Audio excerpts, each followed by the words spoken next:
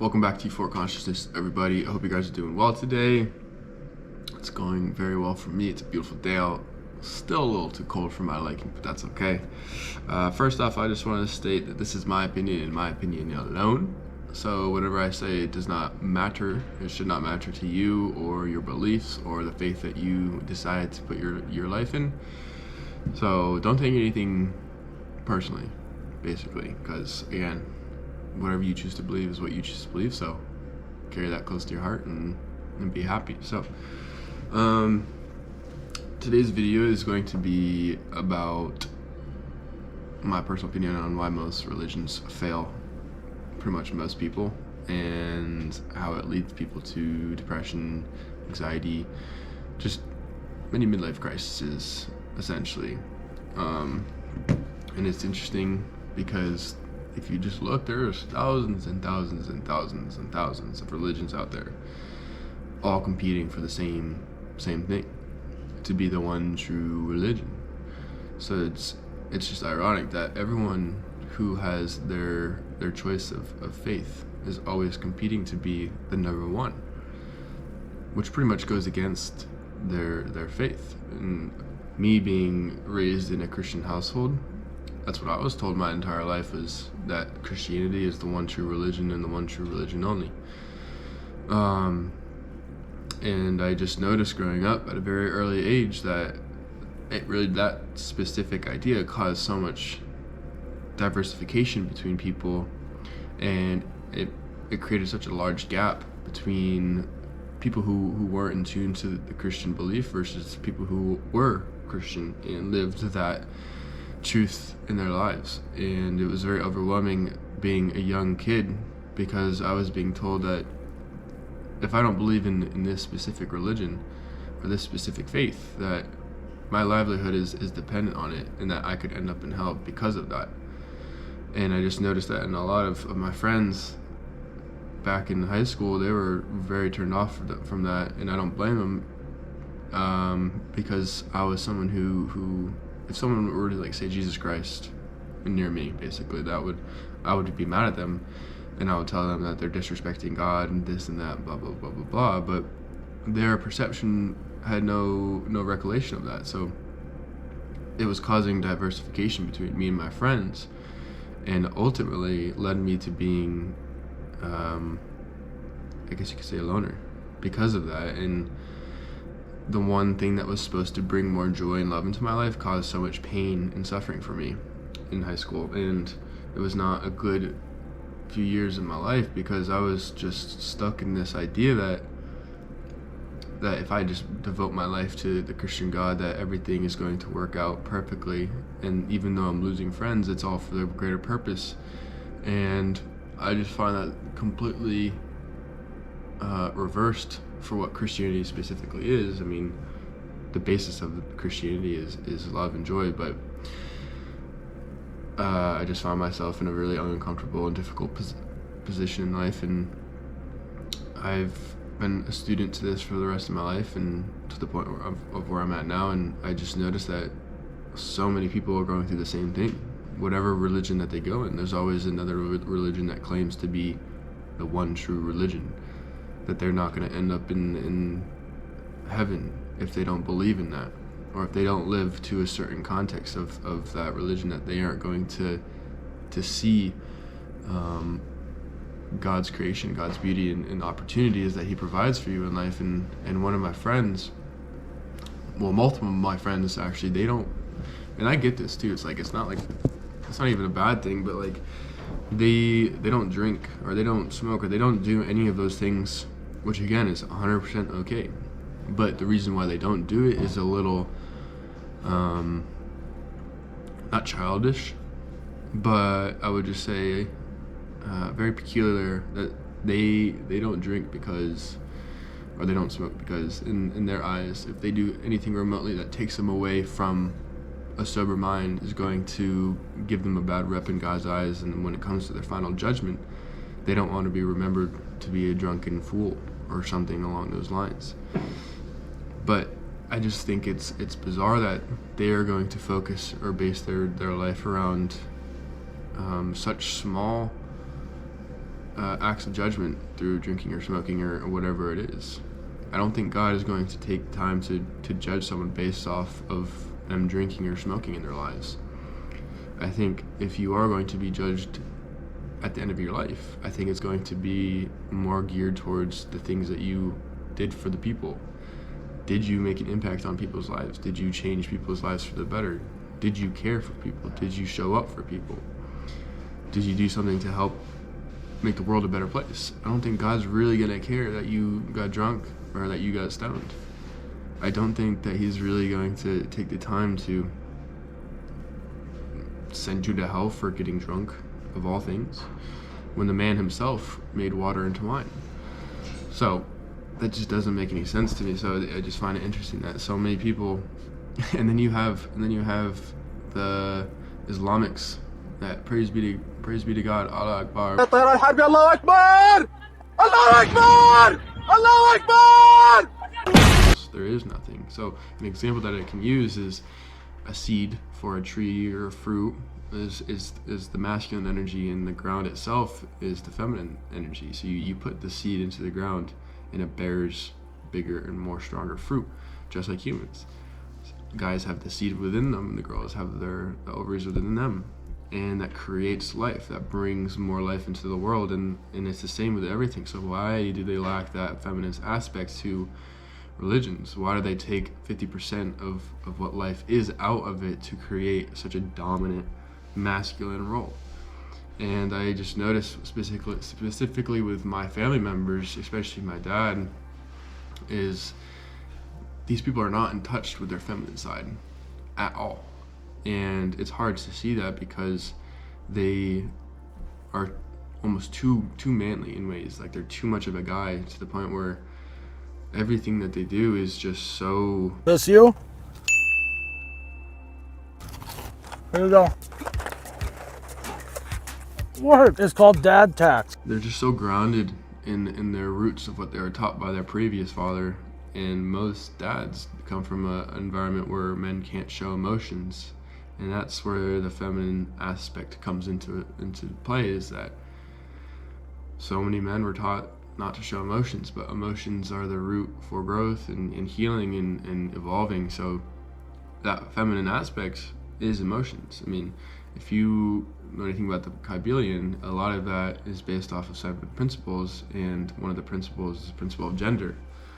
And without that, there would be no life as we know it, because like I was using that example as the seed in the ground, nothing would be bared without that feminine aspect.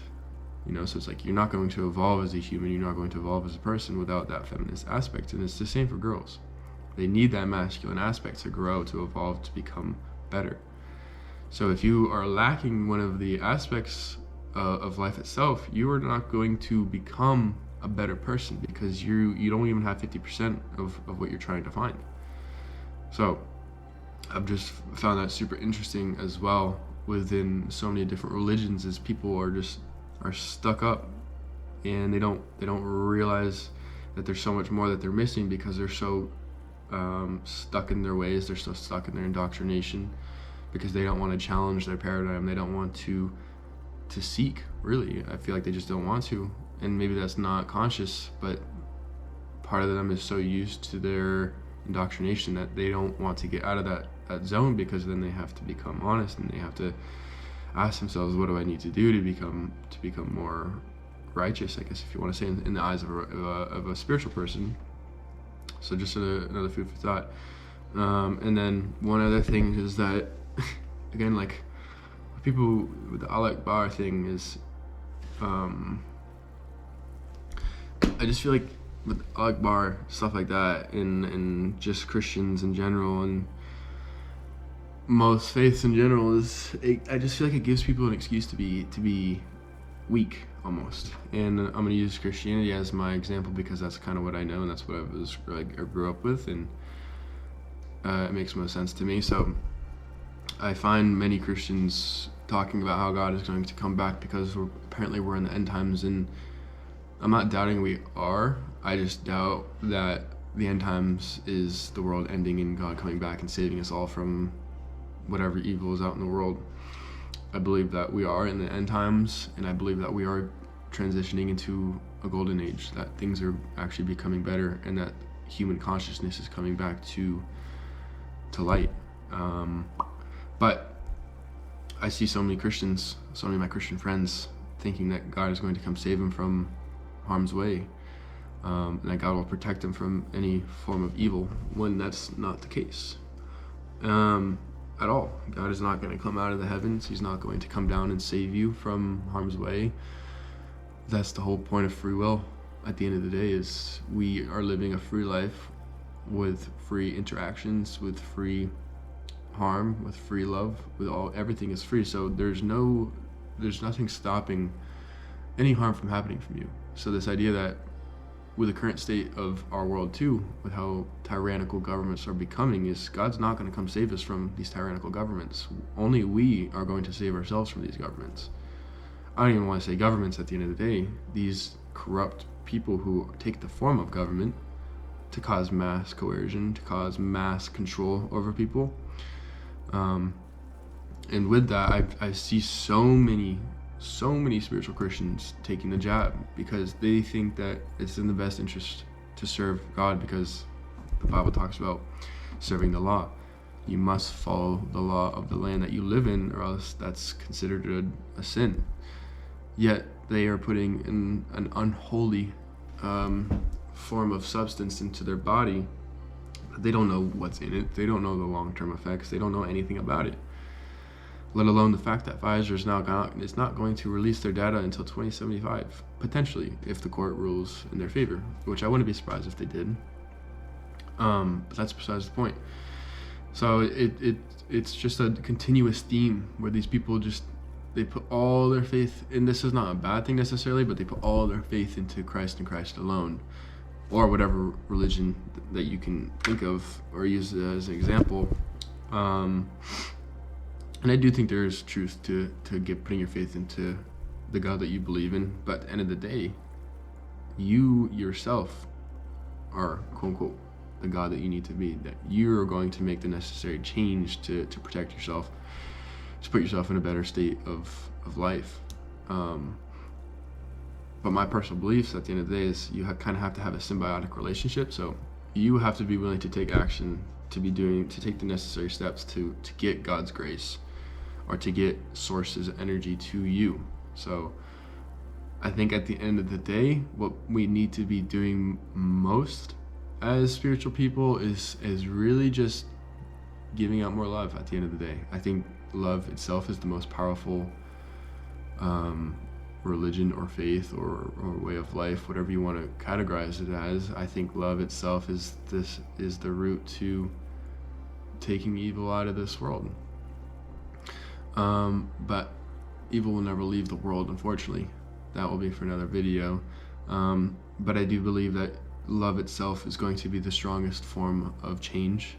I think love itself is going to create the most positive impact within the world, to not cause diversification, to not put a pedestal on your belief or on my belief. Love itself is just love.